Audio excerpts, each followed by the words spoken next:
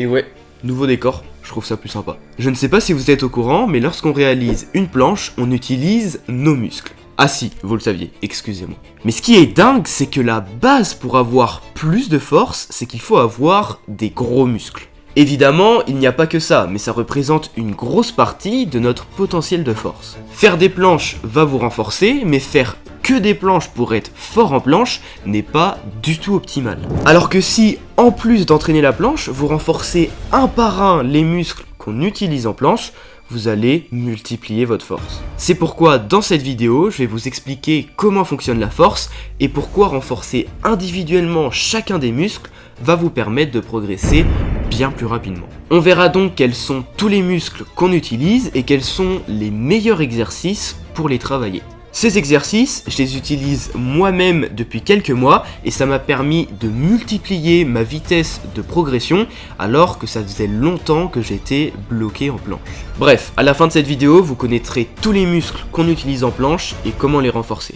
Allez, c'est parti. La première chose à comprendre et qu'on oublie souvent en calisthénique, c'est de savoir comment fonctionne la force. Il y a deux grands aspects à prendre en compte et qui vont déterminer notre capacité à forcer le plus possible. Le premier, c'est notre nombre de fibres musculaires. Plus on va en avoir beaucoup, plus on aura beaucoup de force. Et pour en avoir beaucoup, il faut tout simplement avoir des gros muscles. C'est pour ça qu'il est très intéressant d'isoler un muscle qu'on utilise en planche pour le renforcer afin qu'il devienne plus gros, qu'on ait plus de fibres musculaires et donc qu'on ait plus de force en planche. Et c'est donc ce qu'on va voir dans cette vidéo. Le deuxième facteur pour avoir plus de force, ce sont nos connexions neuromusculaires. Donc pour le résumer, on peut avoir un gros muscle et avoir beaucoup de fibres musculaires, mais si nous n'avons pas la capacité de recruter tous ces fibres musculaires lorsqu'on va contracter, ça ne sert à rien. C'est donc là que le système nerveux rentre en jeu et son objectif va être de recruter le plus de fibres musculaires possible lorsqu'on veut contracter un muscle. On ne parlera pas de cet aspect-là dans cette vidéo, mais c'est un sujet qui peut être très intéressant, donc si vous souhaitez savoir comment optimiser ce message nerveux à vos muscles, n'hésitez pas à me le dire dans les commentaires et je vous ferai une vidéo dédiée à ce sujet. L'anecdote qui est drôle à savoir, c'est que notre cerveau limite notre capacité à recruter tous nos fibres musculaires, sinon on aurait beaucoup trop de force. Donc théoriquement, tu es capable de faire une maltaise, mais tu n'arrives pas à forcer assez pour la faire. Maintenant, on va donc voir quels sont les muscles qu'on utilise en planche. On va commencer par les épaules. Nous avons trois principaux muscles, le deltoïde antérieur, le deltoïde médian et le deltoïde postérieur. Celui que nous allons le plus utiliser en planche lors de l'élévation de l'épaule, ça va être le deltoïde antérieur. Je le précise, mais ici je vais parler des muscles qui sont recrutés lorsque le mouvement est bien exécuté. Si au début ou même encore quand vous êtes un peu plus avancé, vous faites le mouvement bas de forme ou de manière pas parfaite, ce n'est pas grave du tout. Bien que les bons muscles ne sont pas correctement impliqués, vous allez quand même travailler votre force mais sous un autre angle. Le mieux est de quand même faire les exercices que je vais vous présenter dans cette vidéo car ils vont vous donner dans tous les cas une bien meilleure force en poussée. Pour travailler le deltoïde antérieur, le meilleur exercice est l'élévation frontale, puisque là, on va bien engager ce muscle. Donc vous pouvez le faire en prise neutre, mais vous pouvez aussi le faire en prise pronation. Ces deux exercices fonctionnent très bien. Vous pouvez aussi le faire en prise supination, mais vous n'allez pas engager uniquement votre deltoïde antérieur, mais vous allez aussi solliciter un petit peu le haut des pectoraux. L'objectif sera de prendre un poids qui vous empêche de faire plus de 10 répétitions, mais qui vous permet de bien les effectuer et de bien recruter le deltoïde antérieur. Ensuite, vous allez principalement utiliser le biceps. Le triceps peut aussi être légèrement impliqué, mais si vous réalisez correctement la planche, vous serez en rotation externe du coude et donc c'est votre biceps qui va être à 100% recruté. Par contre, si vous n'êtes pas trop à l'aise avec cette position, comme moi par exemple, je suis plus en rotation interne lorsque je fais une planche et mon triceps est légèrement impliqué. Pour le travailler, pas de secret, le curl biceps est l'exercice le plus simple et celui qui travaille le mieux votre biceps. Lorsque vous allez effectuer une élévation de l'épaule en planche, vous allez créer ce qu'on appelle une protraction et donc les omoplates / scapula vont être également engagés. Dans cette position, les muscles sollicités vont être le petit pectoral et le grand dentelé / dentelé antérieur. Un des meilleurs exercices à faire, c'est tout simplement de s'allonger au sol, de mettre votre poids ici et de jouer justement avec cette protraction et cette rétraction. N'hésitez pas à prendre un poids assez lourd pour bien travailler le muscle. Et vous verrez, cet exercice est parfait. Vous allez également solliciter vos trapèzes et la coiffe des rotateurs. Et le meilleur exercice pour travailler les trapèzes, bon là j'ai qu'un seul poids, mais vous vous mettez comme ça et vous faites tout simplement des petites élévations. Et vous verrez, avec un poids suffisamment lourd, ça va bien travailler vos trapèzes. Et pour la coiffe des rotateurs, il vous suffit simplement de mettre votre épaule et votre coude dans le même axe et de faire ces petites élévations. Et là vous verrez que ça travaille également la coiffe des rotateurs. Pour effectuer une rétroversion, le muscle qui va être le plus utilisé est le grand droit. Ici, je ne vais pas vous donner des exercices de musculation, mais bien des exercices de calisthenics. Pour travailler ce muscle, faire des anéti press ou tout simplement des anéti hold est génial. Mais on peut aussi également le travailler en faisant des planches bras pliés. Donc en faisant des semi-planches, des lean planches push-up, des 90 degrés, ou même faire des négatives très rapidement, car avec l'élan, vous allez être obligé de solliciter le grand droit pour vous maintenir dans la position. Une chose dont vous devez faire absolument attention en planche, c'est de ne pas être en syphose lorsque vous voulez effectuer une protraction, car vous allez créer une déformation de votre colonne vertébrale en voulant l'arrondir. En planche, pour effectuer une protraction, on va uniquement rechercher à pousser en avant avec les épaules. Mais c'est tout. Finalement, il reste les muscles des avant-bras et ceux du poignet et de la main. Pour les avant-bras, il est compliqué de savoir exactement quel est le muscle qui est sollicité en planche, étant donné que nous avons plus de 20 muscles uniquement aux avant-bras et nous n'avons pas énormément d'informations à ce sujet. Je peux juste fonctionner par élimination et déduire avec un peu de logique lesquels vont certainement être impliqués. Le plus gros muscle, c'est le brachioradial. Il est presque inutile car il sert tout simplement à la flexion du bras. Donc en planche hold ou en planche press, il va servir presque à rien, mais par contre il sera légèrement utile lors des full planches push-up.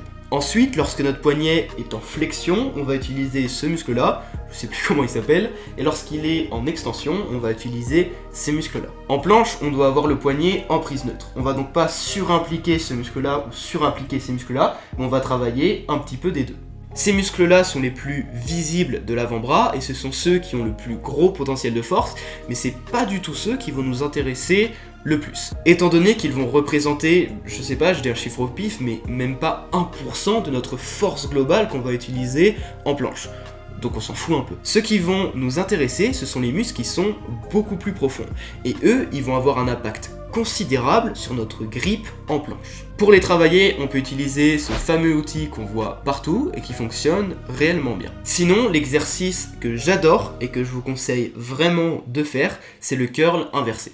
Donc vous allez vous mettre comme ça, j'espère que vous voyez bien, et que vous allez tout simplement remonter ici. L'objectif est de pas trop bouger votre bras et que c'est vraiment juste l'avant-bras qui va remonter tout simplement le poids. Le mieux c'est de le faire sur une grosse barre, comme ça vous laissez vos coudes collés à votre corps et vous remontez comme ça. Et ce qui est bien avec cet exercice, c'est que vous allez travailler à la fois la flexion et l'extension de vos poignets et donc de vos avant-bras, parce que c'est à votre guise, vous pouvez soit mettre vos poignets comme ça, soit mettre vos poignets comme ça, soit les faire en position neutre. En plus de ça, vous allez travailler votre brachioradial, donc en fait tous les muscles vont être impliqués, mais surtout le plus important, c'est de le faire avec un gros grip. Donc ça c'est un peu compliqué à avoir parce que c'est vraiment un matériel spécifique, mais il existe des fat grips qui vous permettent tout simplement de rendre la barre beaucoup plus grosse. Et ça va être super intéressant parce que pour travailler les muscles profonds, avoir un gros grip va vous permettre, enfin c'est même pas que ça va vous permettre, c'est que vous allez être obligé de forcer beaucoup plus. Et donc vous allez travailler en fait tous les muscles de vos avant-bras si vous faites du curl inversé avec un fat grip. A savoir que si vous n'avez pas envie d'acheter un fat grip ou même des poids que vous n'avez pas forcément chez vous, vous pouvez tout simplement utiliser l'outil que je vous ai montré juste avant car il va être super intéressant. Vous pouvez l'effectuer globalement pendant toute la journée, vous pouvez le faire quand vous voulez et en plus de ça, c'est très peu traumatisant pour vos muscles car vu que ce sont des muscles profonds et petits, c'est très compliqué d'endommager ces fibres musculaires et pour ceux qui ne savent pas, c'est en endommageant ces muscles qui vont progresser par la suite et en plus de ça, ils récupèrent très rapidement. Donc ce n'est pas du tout un souci de prendre ce petit outil et d'en faire très régulièrement. Et le dernier muscle qu'on oublie souvent et qui est pourtant essentiel en planche, C'est tout simplement le muscle du pouce, de la main, du poignet, comme vous voulez. On va l'appeler l'éminence ténar, donc ce muscle ici et même un petit peu ici. En réalité, il y a plusieurs muscles, mais ce nom représente tous les muscles. Ces muscles-là sont extrêmement importants car c'est ceux qui vont vous permettre de tenir et d'avoir une bonne forme en planche. Pour tenir un mouvement en calisthenics et de manière générale, il doit toujours y avoir deux forces qui s'opposent. Et donc en planche, la première force, ça va être vos épaules qui doivent avoir pour attention de toucher le sol, vraiment de forcer vers l'avant. Et donc la force opposée, elle va venir de votre grippe, de votre poignet. Et là, l'objectif avec votre poignet, ça va être de pousser en arrière et vers le haut. Ces deux forces vont s'opposer lorsque vous allez effectuer la ligne et c'est ce qui va vous permettre de lever le mouvement. Évidemment, vous devez aussi avoir votre centre de gravité. Globalement, c'est le bassin qui est aligné avec votre surface d'appui, donc vos poignets. C'est ce qu'on va appeler le bras de levier. Si votre grip est mauvais, que vous forcez de la mauvaise manière ou même que vous avez le poignet cassé, vous allez vous écraser en planche. Vous n'aurez pas assez de hauteur, vous allez juste retenir la chute et ce sera impossible d'être performant. Une grosse partie de ça est due à l'intention que vous y mettez, mais si vous voulez optimiser ce muscle et le renforcer, je vais vous présenter quelques exercices. Le premier, c'est de prendre un objet, donc par exemple votre téléphone, vous le mettez entre votre pouce et votre index et vous tirez tout simplement avec votre main l'objet et forcément vous aurez plus de force ici. L'objectif va être de serrer le plus possible et de forcer au maximum sans évidemment tirer l'objet. Et en faisant ça, vous allez bien renforcer les muscles du pouce. Le deuxième exercice qui est vraiment très simple, c'est tout simplement de mettre vos pouces comme ça et de pousser au maximum. Vous verrez que là les muscles vont être super bien sollicités et donc vous pouvez le faire quand vous voulez. Vous pouvez aussi le faire comme ça, enfin bref, il faut juste exercer de force contraire. Et le troisième, qui est mon préféré, c'est de prendre un élastique, de mettre ça sur votre pouce et de forcer le plus possible. Bon là j'ai pris un gros élastique donc c'est compliqué de forcer à fond, mais vous verrez que ici ça va très bien travailler ces muscles là. Donc ces petits exercices ils sont vraiment très simples à faire, vous pouvez les faire quand vous voulez, donc franchement n'hésitez pas si vous voulez bien renforcer ce muscle. Et voilà pour ce qui est des muscles utilisés en planche, n'hésitez pas à me dire dans les commentaires si j'en ai oublié. Si vous souhaitez savoir comment bien recruter ces muscles en planche et sur les autres mouvements de calisthenics, j'ai fait une formation entièrement offerte qui est disponible dans la description. Je vous explique en détail comment bien réaliser les mouvements. Finalement, je vais vous laisser avec une routine qui reprend tous les exercices que j'ai présentés dans cette vidéo. Vous pouvez la modifier pour sélectionner uniquement les muscles où vous avez un léger retard pour mieux les travailler.